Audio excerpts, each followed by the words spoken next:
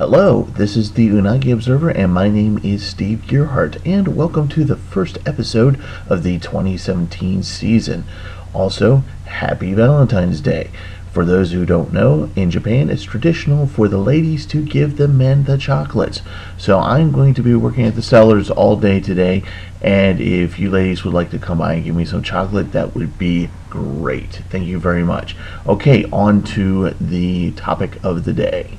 Now, in the Ghost in the Shell anime and manga series, there is an island called Dejima.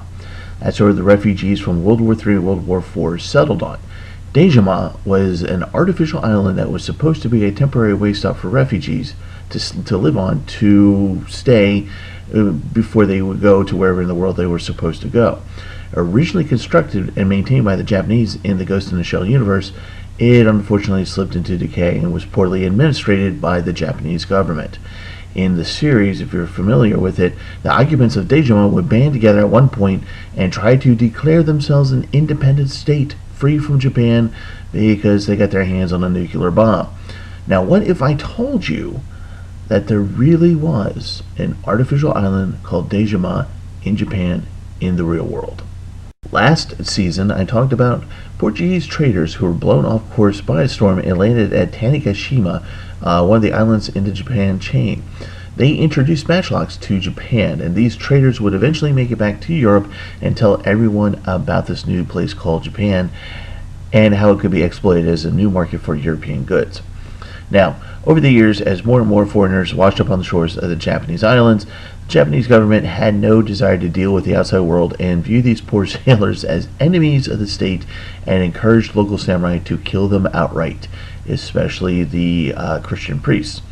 However, when trade ships came to the Japanese islands, they understood the economic benefits and little by little allowed some trade to happen. At this time, the Japanese worked under a policy called sakoku, or closed country. That was during the Edo period when isolationism was the norm.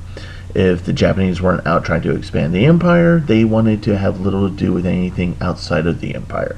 But trade being trade, which means that people make money, they wanted some part of that money, but still wanted to control the amount of imports coming in.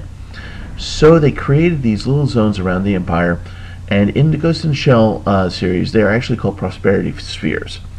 In reality, they were set up in isolated areas that sailors from other nations could get to, but not leave easily to explore Japan on their own. They were very guarded places.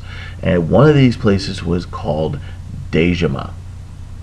Dejima was a tiny 2-acre artificial island made in a Nagasaki harbor. It had one bridge connecting it to the mainland, and originally made for the Portuguese, the Dutch became the main users and occupiers of the tiny island later on.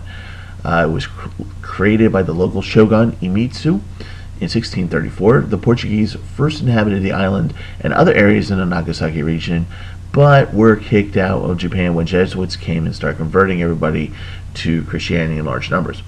When the Portuguese left, the Dutch were left in control of the trade, and Iemitsu ordered that they could only stay and live on the island for the majority of the year, and once per year they would be allowed to leave the island to conduct business. So what that meant was that Japanese merchants could go to Dejima, to the island, and do business with the Dutch, but the Dutch themselves could not leave the island.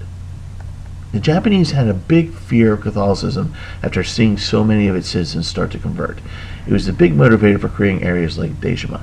Otherwise, they would have kept up with their policy of killing anyone showing up on their shores who wasn't Japanese. This was pretty much the status quo in Japan for a couple hundred years until Commodore Perry showed up in American warships, finally ending the period of sakoku. Alright, that's it for this first week. My name is Steve Gearhart. This is the Unagi Observer, and as always, thank you so much for watching, and we'll see you all next week.